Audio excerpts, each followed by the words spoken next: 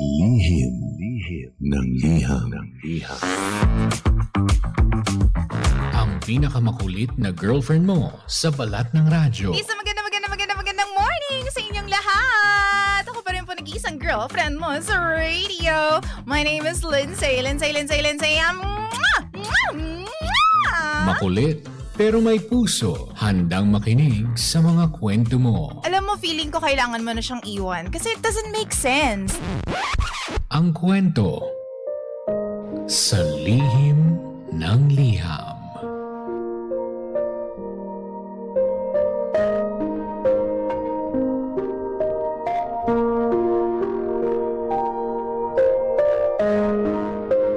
Mahal kong Lindsay. Magandang araw po sa lahat ng bumubuo sa Lihim ng Liham at dito po sa Energy FM. Tawagin niyo na lamang po ako sa pangalang Ja. DJ Lindsay, pare-pareho lang po ba ang mga babae? Kapag napasagot mo na siya, parang ginagawa na nila lahat ng gusto nila. O baka naman, itong girlfriend ko lang yung ganun. Well, ito na nga po ang kwento ko. Meron po akong bagong girlfriend na sobrang independent. Galing po kasi siya sa 6 na taon na pagiging single. She is the kind of girl na kayang gawin lahat on her own. Kaya mag-solo travel. Ngayon, living alone din po siya. Ni magbuhat ng mga mabibigat, kinakaya niya. Ang sabi niya sa akin, she learned how to depend sa sarili niya kasi at the end of the day, sarili niya lang talaga ang kakampi niya. Nabuhay siya sa ganong paniniwala at sa ganong ideya. Sa bagay, yan din naman ang rason kung bakit ko siya nagustuhan. Hindi siya tulad ng ibang babae na masyadong pabebe. Yung gusto, sweet-sweetan lang palagi. Sabi ko noon, parang immature naman ang mga babae na nakikilala ko. Kaya nga, nung nakilala ko itong girlfriend ko,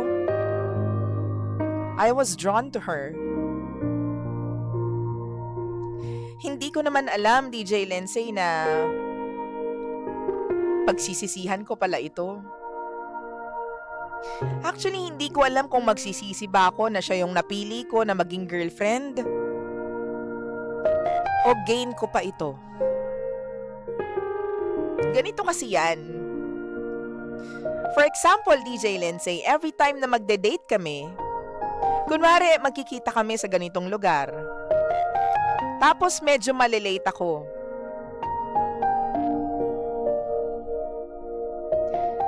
Doon sa resto na dapat pagkikitaan namin, imbes na hintayin niya ako, o-order na siya mag-isa at kakain na siya mag-isa kapag nagutom siya. Hindi ko alam kung bakit hindi niya ako kayang hintayin. Ang sabi niya sa akin, sanay daw siya ng walang hinihintay. Kasi nga, kaya niyang gawin lahat mag-isa. Ito pa, DJ Lindsay, ayaw din niya na nagpapasundo sa bahay kasi masyado daw pa baby kapag ganun. Sa ilang taon naman daw, nakakapunta naman siya sa mga lugar na gusto niyang puntahan. Nakakapagmaneho daw siya mag-isa. Walang naghahatid sundo. Yun yung unang pag-aaway namin, DJ Lindsay. Na-feel ko na, bakit parang hindi naman niya ako kailangan? Napakiramdam ko, kailangan niya lang ako kapag may mangyayari sa amin. Doon sa part na yon, panalo ko kasi compatible kami pagdating sa bed. Lahat ng gusto niya na ibibigay ko. Lahat din naman ng gusto ko, ginagawa din niya. Sabi ko sa kanya, nagkakasilbi lang naman ako sa'yo kapag may ganap sa atin.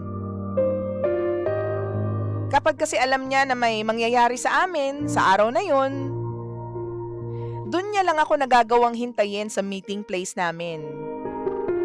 Iba yung ngiti niya, at dun ko lang nakikita na isa siyang tunay na babae. Yung kailangan ng lalaki, dun ko nararamdaman na pabebe siya sa akin. Na kailangan niya ako. Pero kapag normal na araw na magkikita kami, parang wala naman siyang reaksyon. Sapat lang. Straight-faced. Normal lang. Parang minsan nga hindi naman siya excited na makita ako.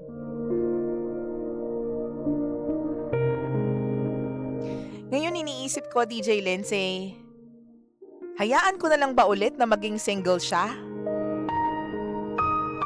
Parang ang hanap niya lang kasi is yung lalaking compatible sa kama. Kasama siya. Parang yun lang naman yung gusto niya eh. Parang hindi niya naman gusto ng partner in life.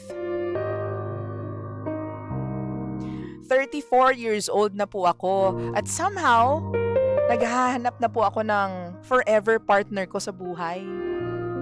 Yung mapapangasawa ko na.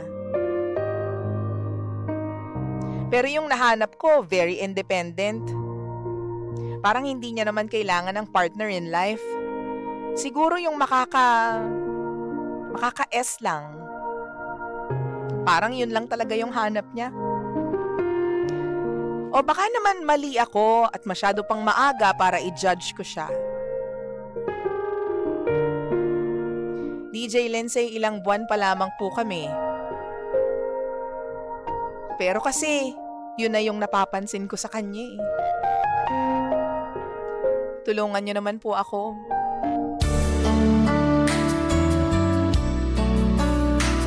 DJ Lindsay, maraming salamat kung mababasa niyo po ang aking kwento.